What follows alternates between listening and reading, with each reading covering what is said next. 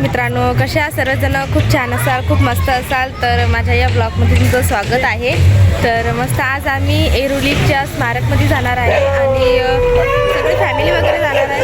तुम्हाला ब्लॉगमध्ये बघा, पूर्ण लास्टपर्यंत ब्लॉग बघा, तुम्हाला दिसेल कुठं जात आहे आणि कुठं नाही. तर राहू दे, आता नाही घालत मम्मीच्या घरात चाबी राहू दे. मला वाटलं मी साडी घालणार, त्यासाठी द्या. आता पर्याय नाही, तुमच्या बी गळ्यात आहे, तिच्या बी गळ्यात आहे म्हटल्यावर.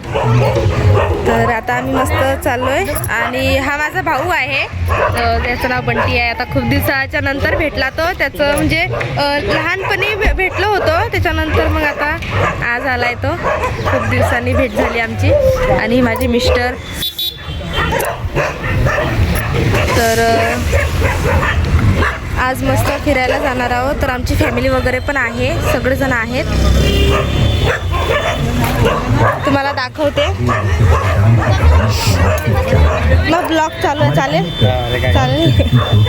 हा माझा राजकुमार दादा आहे आणि मुलं वगैरे पण आहेत आतमध्ये. हा माझा मुलगा रुद्र सुद्धा. आणि ह्या आमच्या वहिनी.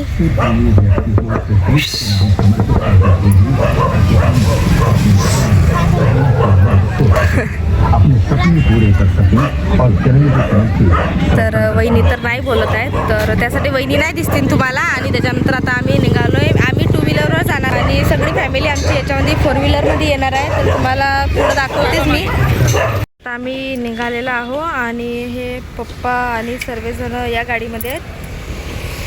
तुम्हाला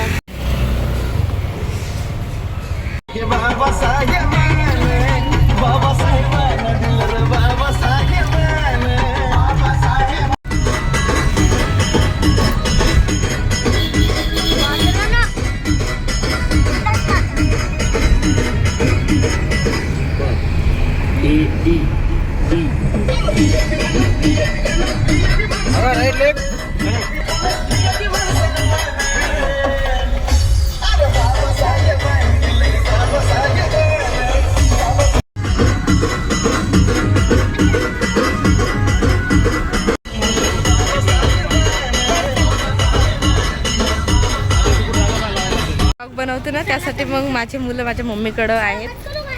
चाल चाल सिद्धांत. इथं हे बघा स्मारक आहे, जे ऐरोलीमध्ये आहे. आणि तर आता आम्ही आतमध्ये जातो. आमची गाडी वगैरे इथं पार्क केली आम्ही. हो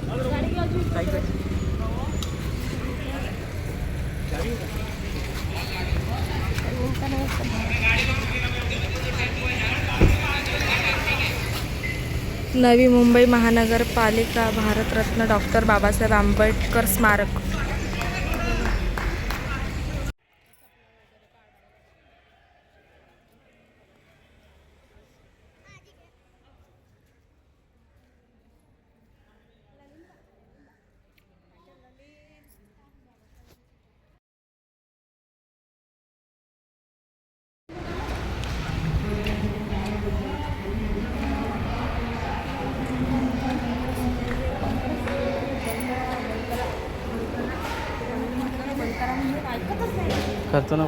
ब्लॉगमध्ये काही जास्त दाखवू शकणार नाही, कारण इथं व्हिडिओ वगैरे अलाउड नाही आहे. त्यासाठी थोडं छोटे छोटे क्लिपा घेते, ते तुम्हाला दाखवणार मी.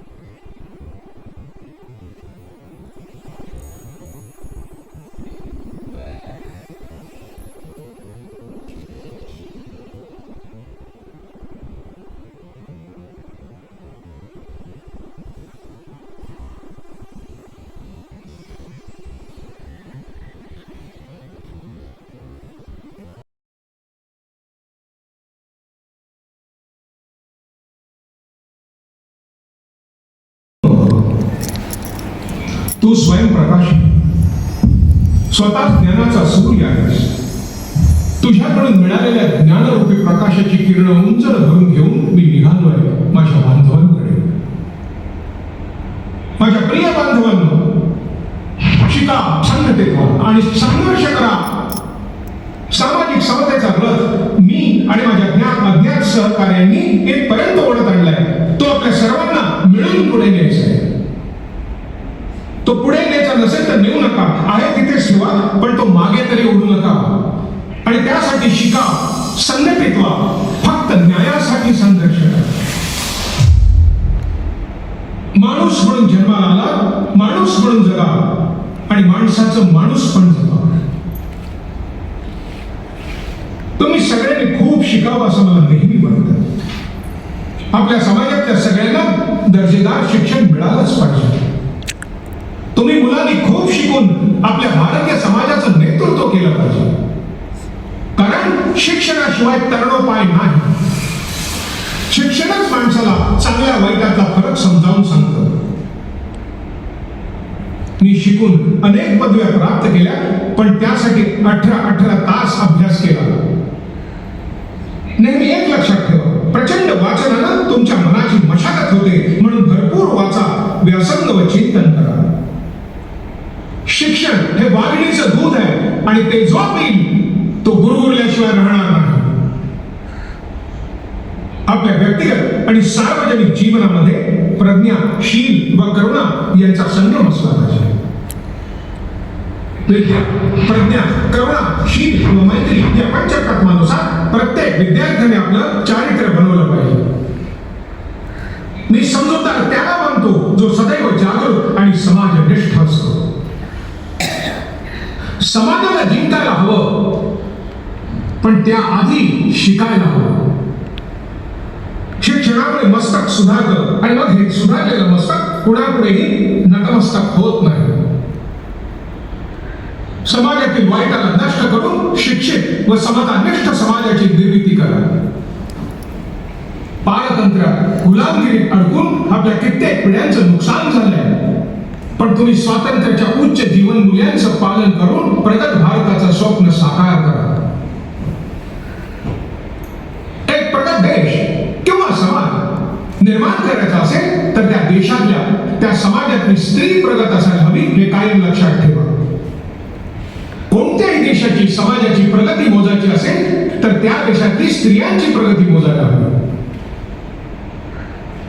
शिक्षण घेताना फक्त ज्ञानसंग्रह, ज्ञानप्रसार, ज्ञानप्रचार एवढंच नको, तर आपल्याला ज्ञान निर्मिती करायला हवी. त्यामुळे पुन्हा मी आपल्याला हेच सांगेन, शिका, संघटित व्हा आणि संघर्ष करा. शेवटी एकच लक्षात ठेवा, नॉलेज इज पॉवर.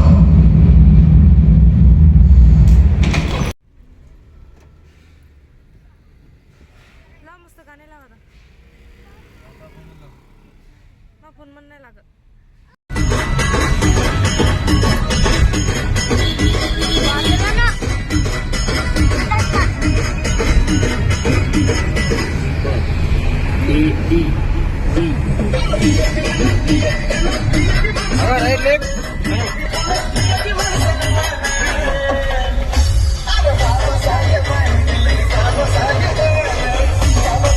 तुम्ही ब्लॉग बघितलाच आहे. तर आम्ही सगळी फॅमिली मस्त फिरायला गेलो होतो. त्याच्यामध्ये तुम्ही सगळं बघितलंच. आणि कसा वाटला कसा नाही कमेंट करा तुम्ही नक्कीच. Bye bye.